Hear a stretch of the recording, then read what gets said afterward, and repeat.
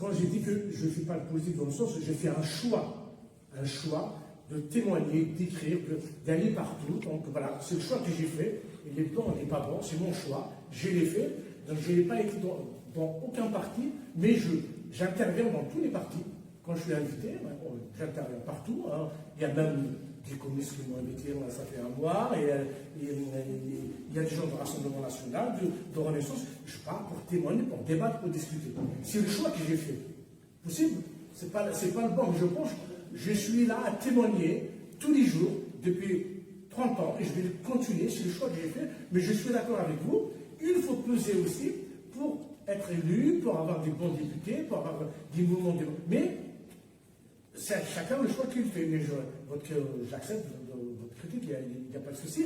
Mais aujourd'hui, on est en réalité, quand vous dites on n'est pas nombreux, je ne le crois pas.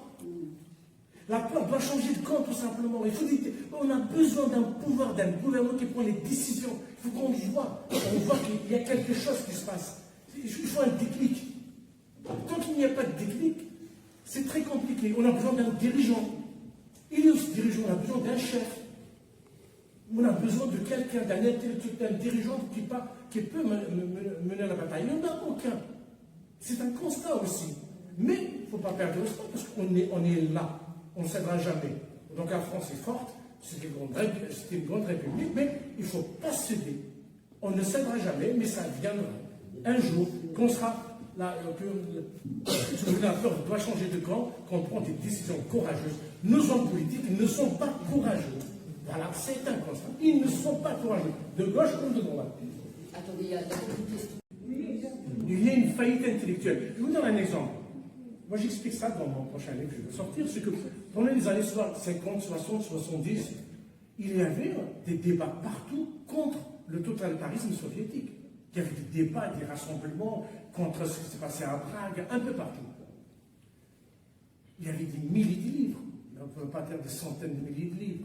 Partout, les chaînes de télé, radio, face à l'islamisme. Ils sont où, nos intellectuels? Bien sûr, il y a des gens courageux.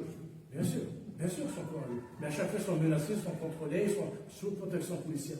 Et bien, la force aussi de l'islamisme, c'est la faillite intellectuelle. Où sont nos intellectuels? Quand vous prenez l'exemple, madame, des jeunes femmes musulmanes sur la liberté de porter le voile. Mais pourquoi il n'y a pas de débat? Il n'y a pas de voile dans la religion musulmane. Il n'y a aucun. Rien ne permet à quelqu'un de dire, et depuis 30 ans que je dis, ça n'existe pas. Une tunique religieuse pour les hommes ou pour les femmes dans le Coran. Il n'existe pas. Je défie quiconque. Il n'y en a pas. Pourquoi on n'a pas ce débat intellectuel? C'est de la recherche scientifique. Quelqu'un fait des recherches, il n'y en a pas. Mais il n'y en a pas ce débat. Mais pourquoi il n'y en a pas ce débat? Pour les gens, si. C'est une tenue religieuse. C'est une obligation même pour ces jeunes filles. Parce qu'ils ne se rendent compte que ce discours. Les islamistes, ils ont gagné la bataille des idées. Où sont nos intellectuels? Où sont nos journalistes? Où sont toutes les personnes qui sont capables de porter ce débat? Ça, ils ont tracé le voile. Parce que le voile, c'est l'étendard des islamistes. Vous attaquez au voile, vous pouvez les mettre par terre. Je termine juste. Pourquoi il n'y a pas ce genre de débat dans les services publics? Pourquoi il n'y a pas des intellectuels qui écrivent des centaines de livres pour démontrer que c'est faux? Et bien, parce que ce sont des lâches. Il faut appeler un jour pour qu'on avance, madame, messieurs, vous dites qu'est-ce qu'il faut faire? Il faut les financer aussi. Il faut secouer tout le monde. Mais sur la question du voile, moi je pense qu'il n'y a pas de débat à avoir. C'est tout simplement l'égalité homme-femme. Et dans une démocratie, la religion n'a pas sa place. On a fait en sorte que les catholiques, qu'il y ait une séparation entre l'Église et l'État. Il faut faire de même avec l'islam. C'est tout simple en fait, en réalité. Simplement, on a juste des politiques qui n'ont pas ce courage-là de le faire. Et à nous de dire non à ce niveau-là, tout simplement. La liberté, le choix, non, c'est pas dans les écoles, pas dans les services publics, pas dans notre pays. C'est en fait, si on avait, en réalité, si dès le départ, si nos pays avaient été fermes, je vous assure qu'il n'y aurait pas eu de débat, il n'y aurait rien eu, et ces gens-là n'auraient même pas pris cette position-là. On l'a vu après les attentats au Maroc, par exemple. Il y a eu une interdiction du port du voile dans les universités, etc. Je vous assure qu'il y a eu des femmes qui sont rentrées avec leur voile dans les universités. Les professeurs ont arrêté le cours. Ils ont prié à ces jeunes filles de sortir. Et elles sont sorties. le Maroc, le roi avait demandé aussi qu'on interdise les niqabs, etc. Les gendarmes allaient dans les boutiques quand ils voyaient qu'on en vendait, ils faisaient raser, ils enlevaient tout. Parce qu'à un moment donné, c'est aux politiques de prendre, et une fois qu'il y a un danger, il faut prendre des mesures. Voilà, mais oui, mais nous on a eu des attaques sur notre sol ici. Donc il y a eu des attaques, il y a eu le Bataclan, il y a eu pas mal d'attaques terroristes. Donc à un moment donné, il faut que nous, nos politiques, disent non, ça suffit. On va nuancer, je vais nuancer un peu. Que quand des musulmans manifestent, j'en connais beaucoup de laïcs, républicains, etc. Ils ne manifestent pas sur musulmans. C'est-à-dire qu'aujourd'hui, effectivement, la terreur les frappe en premier, ce que je disais tout à l'heure. C'est-à-dire qu'aujourd'hui, les gens moi j'ai vu des gens qui ont abandonné. Parce qu'ils se sont trouvés seuls dans les cités, c'était agressés, ils étaient menacés, tout ça. Personne ne pouvait les protéger. Il faut dire aussi que dans la société, les seuls, c'est un point de vue personnel, capable de freiner l'islamisme, c'est que ça vient des musulmans. Il faut qu'ils participent. Tant que les musulmans ne participent pas, l'islamisme va se développer. Parce que l'islam se développe où? Chez les musulmans. Il ne se développe pas chez les juifs, il ne se développe pas chez les athées, chez les croyants. Donc il faut y aller vers les musulmans aussi. Il faut débattre avec eux. Je pense c'est ça aussi, on a abandonné. On a abandonné ce débat, ça fait longtemps. Mais ce qu'en fait, nous sommes en train de récolter nos lâchetés. Et là maintenant, on est coincé. Mais c'est pas grave, prenons des bonnes décisions. C'est pas le fait qu'on soit foutu. Moi, je ne le pense pas. Je pense parce que, vous savez, la plus grande, moi, mais je sais que c'est pas une question, mais je vais quand même répondre par rapport à ce que vous venez de dire. Moi, je ne pense pas que ce soit foutu parce que je pense, connaissant les islamistes et leur façon de fonctionner, ils ont peur d'une chose, ils ont peur de la fitna. C'est-à-dire que la fitna, c'est-à-dire que les musulmans soient, le terme exact, c'est-à-dire qu'on crée la zizanie au sein même de la communauté. Et la division, la division. Ils ont peur de ça. Pourquoi est-ce que des gens comme Karim Walou ou comme Walem Sansal, comme nous, on leur fait peur? Parce que, et c'est d'ailleurs Youssef El Kardeli le disait, l'un des penseurs des frères musulmans, il le disait, il faut commencer par les tuer eux, parce que justement, il appelle les apostats, même si ce n'est pas le cas pour tout le monde, il faut commencer par eux, parce que sinon, on va avoir énormément de gens qui vont quitter l'islam. Ils ont peur de ça.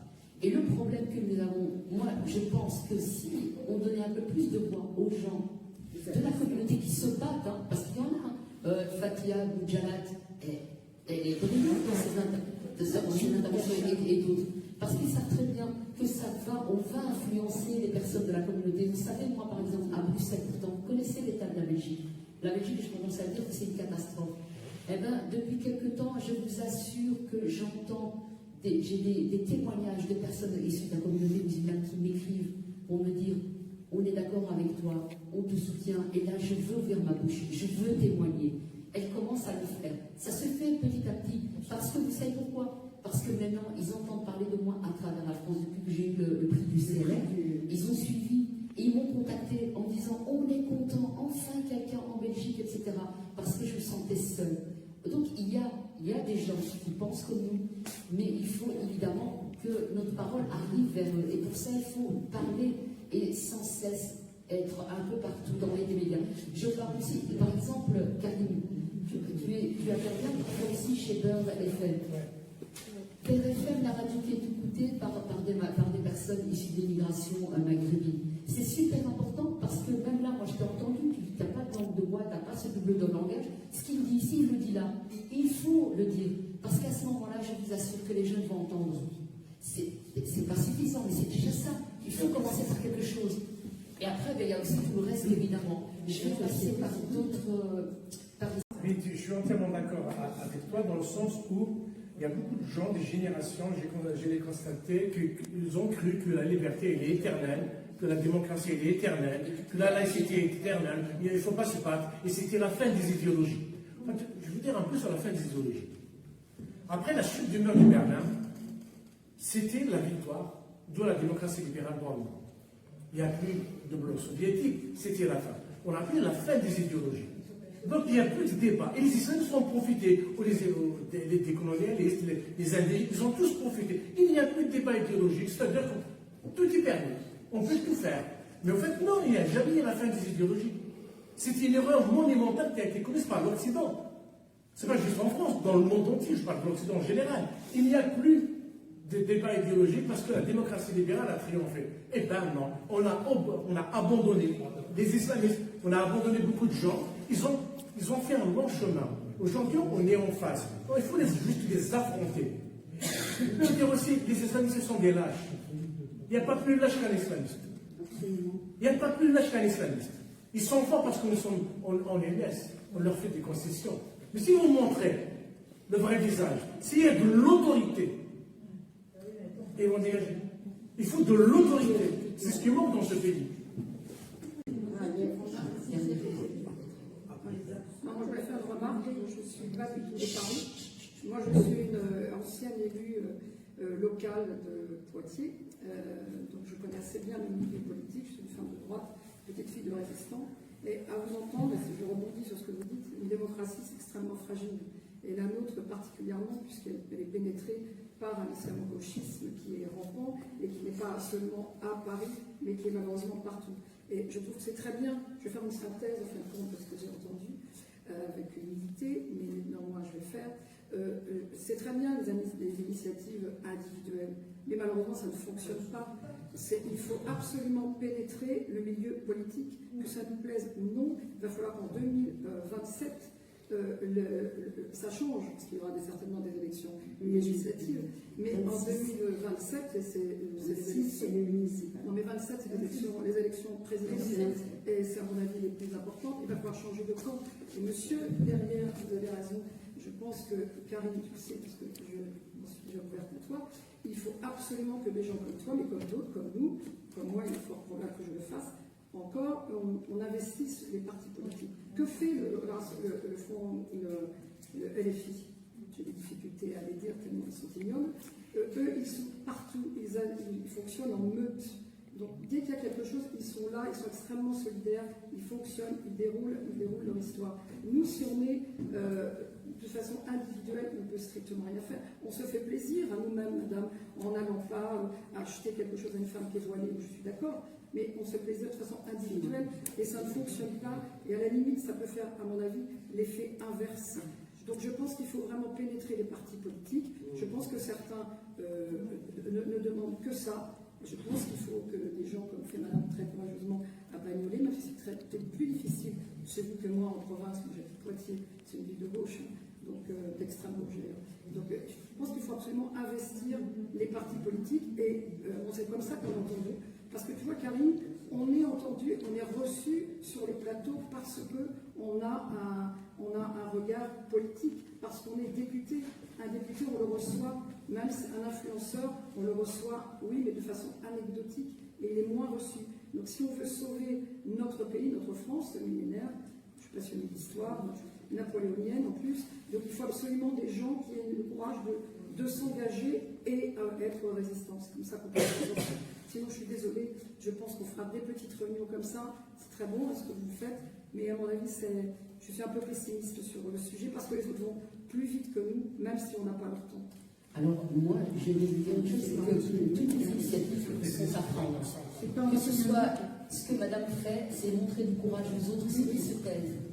Parce que, vous savez, les islamistes, ils n'ont pas commencé là comme ça, comme on les voit actuellement. Ils ont commencé parce que justement, ils étaient promis dans les métros, dans les trams, dans les bus, à gueuler, à montrer qu'ils avaient de la force. En fait, ils ont cette force uniquement parce que, à cause de nos peurs. C'est nos peurs qui leur donnent de la force. Et tout simplement. Deuxièmement, il y a ça. Non, mais attendez. Il y a ce que madame fait. Il y a ce que madame fait en politique. Il y a ce que les associations font. Il y a ce que le café laïque fait. Vous savez, le nombre, après le 7 octobre, le nombre d'institutions dans lesquelles j'ai été pour donner des conférences, pour moi, le message à donner était deux. Il y avait deux messages. Le premier message, c'est intéressez-vous à l'islamisme, comprenez-le, pour qu'on puisse le combattre. Deuxième message, armez-vous, pas que intellectuellement, mais physiquement aussi. Allez suivre des cours pour apprendre à combattre. Parce que je veux vous dire, moi je le suis ces cours.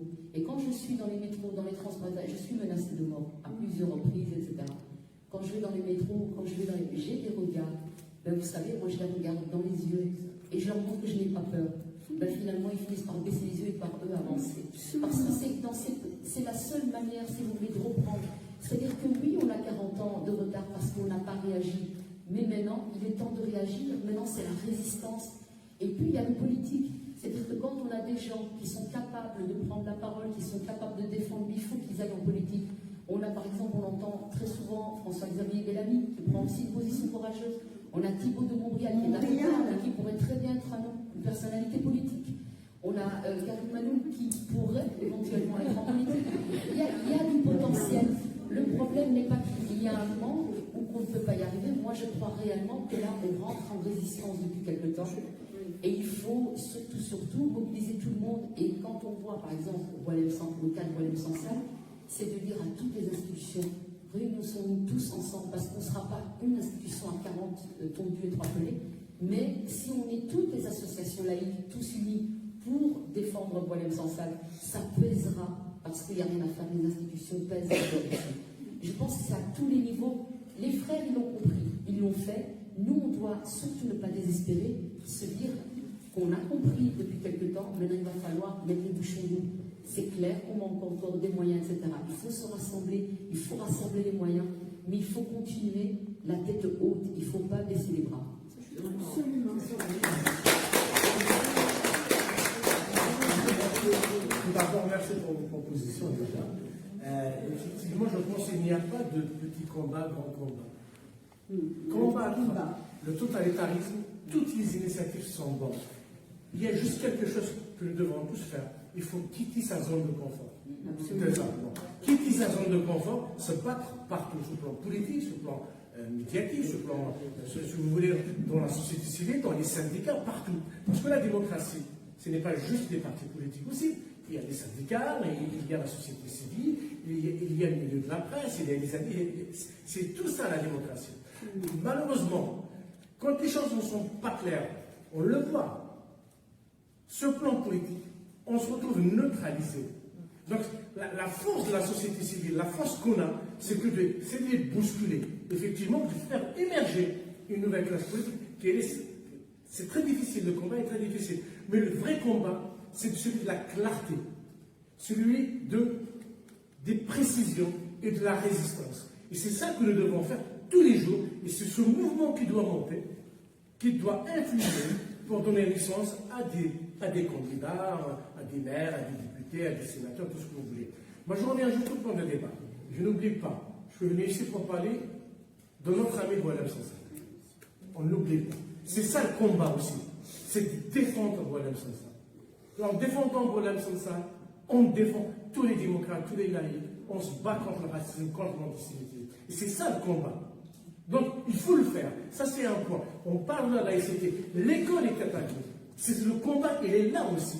Il faut défendre l'école. C'est ça le deuxième point. Le troisième point. Effectivement, la société française, comme en Occident, on a un retard énorme de clarification, de débat politique. Il faut le mener, ce débat politique. Comme celui-là, je suis très content d'avoir écouté beaucoup d'intervenants et intervenantes. C'est des interventions de qualité. Si ça nous a permis d'échanger, c'était un point positif de la soirée. Voilà. Merci d'avoir écouté.